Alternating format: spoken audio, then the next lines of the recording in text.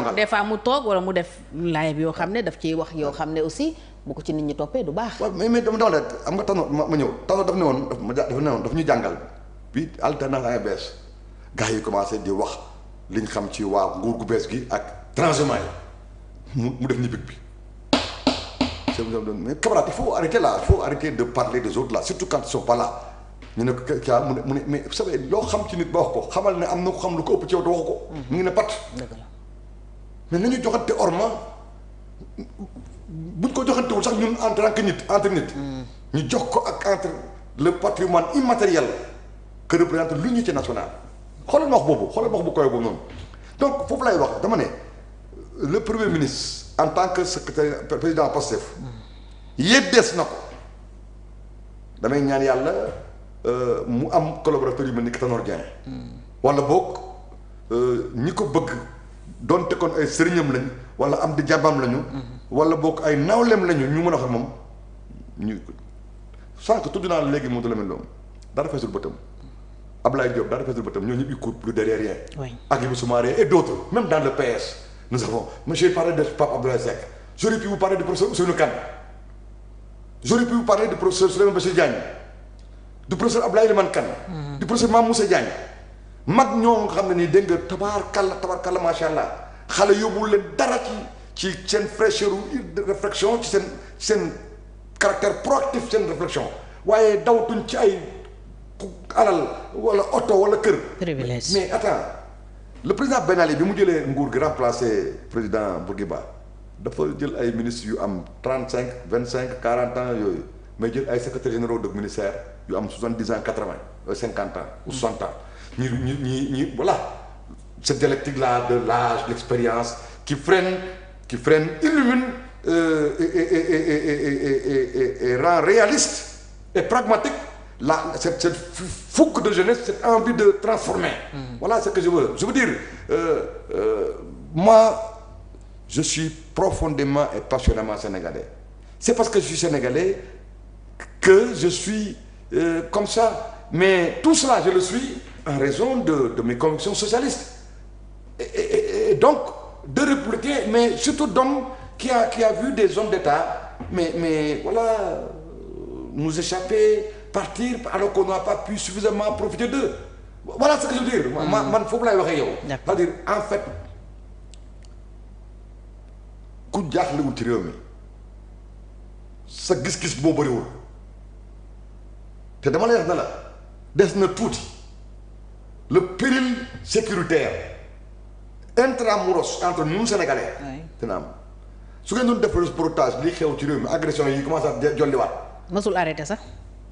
mais dama jolliwaat bon ensuite soo xoolee léegi les Sénégalais sont tous nerveux. ceinture de feu bi ñu entouré aussi. Comment? Parce que keroog terroristes yi ñëw nañ ba à 2 kilomètres de. mais je te dis du Sénégal. démb rek y a une fille là qui est venue de Tambacounda qui ma jëlee ba xëy dem hôpital di ñibbi dugg ci bus car rapide bi mais nee na ñu këf péru loolu yàgg na. elle me dit bon gaañuñu ma c'est parti mais je suis choqué je me suis dit mais qu'est-ce que c'est ça. loolu yàgg na Sénégal te attention xool leen ñaata ñi may déglu mbala boog ñi nga xam ne seen téléphone léeg-léeg nit sàkku ci ndimbal ci ñoom mbala seen i mbokk woo leen. xool leen période bii li ngeen di gis ak li ngeen di yëg. dafa gën a metti. ça ne va pas hein.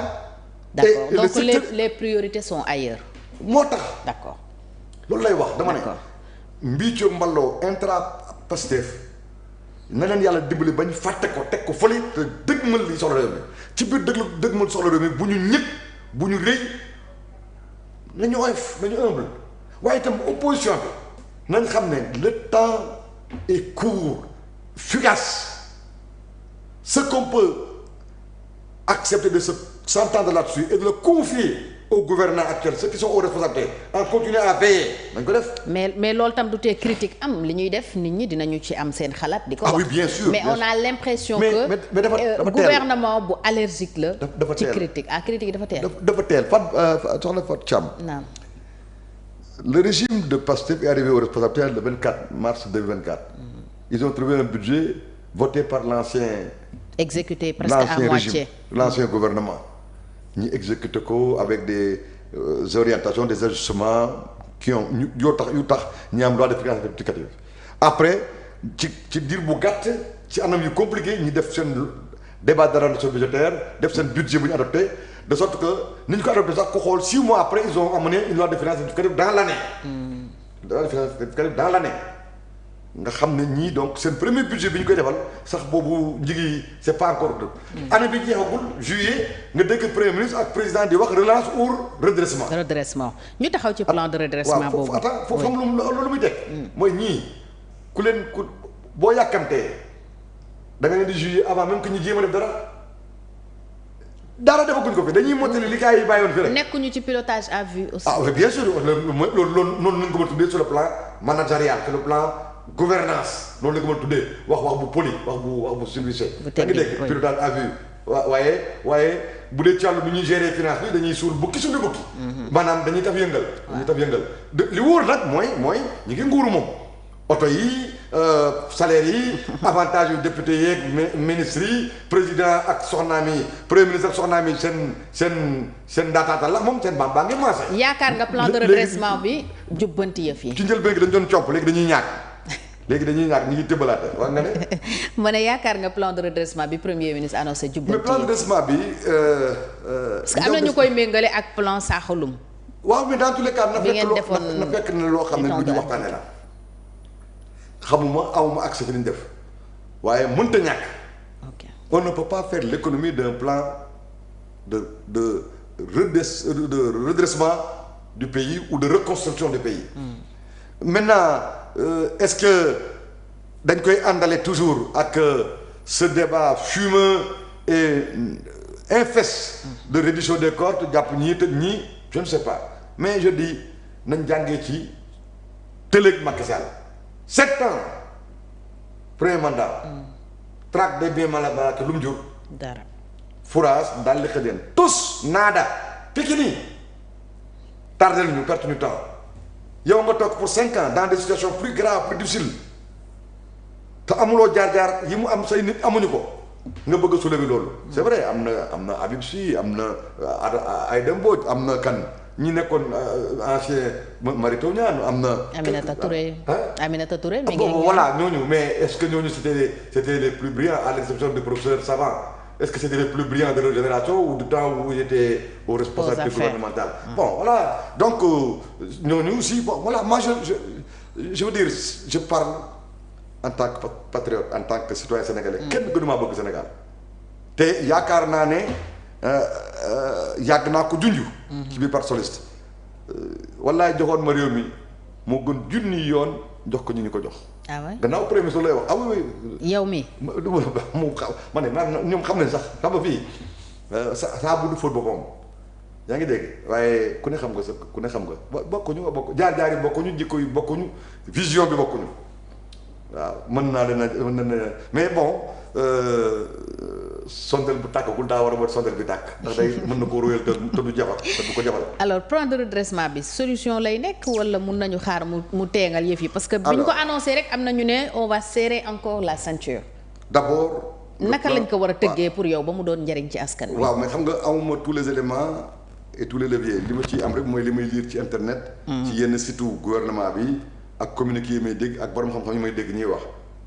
plan de redressement d'abord c'est d'abord de mettre des garrots des bases sûres pour stabiliser au moins le pays et essayer de voir comment se projeter sur une action publique une action d'État qui puisse remettre l'économie en marche qui puisse remettre en confiance les partenaires techniques et financiers les bailleurs de fonds nationaux comme les bailleurs de fonds multilatéraux je suis dans la généralité loolu moo mënta ñàkk premièrement da nga soxla cash boobu faw nga seet sur le plan de la diplomatie sa diggante ak bitim réew neen ka naka koy lijjantee te bu mu yàq ci sa option yi nga xam ne c'est des options de souveraineté de souverainisme ou en tout cas voilà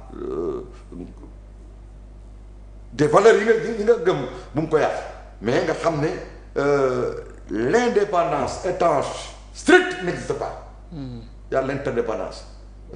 ku mu neex ku mu naka da ngay jóg dem Chine mbaa nga dem ci réew arabe yi mbaa nga dem Russie mbaa nga dem Amérique mbaa nga dem France mbaa nga dem Canada foofu wala ci réew arabe yi kon nag boo xamee loolu da ngay génn ci affaire slogan yi ay jubal jubati yooyu c'est du slogan ay la souveraineté de notre pays non entrée non yooyu yëpp nañ ko teg fële nga toog def adresser les problèmes du pays sur le plan pragmatique lépp loo xam ne nii boo ko defee machine économique bi de redémarrer nga mën a am ay économie yoo xam da ngay am ay filets de sécurité yoo gérer pour gérer la stabilité sociale et économique soo mën a déggoo ak ay partis politiques pour élargir la base sociologique populaire du régime parce que bu la ci kenn de gis nga li ñuy gis nii ak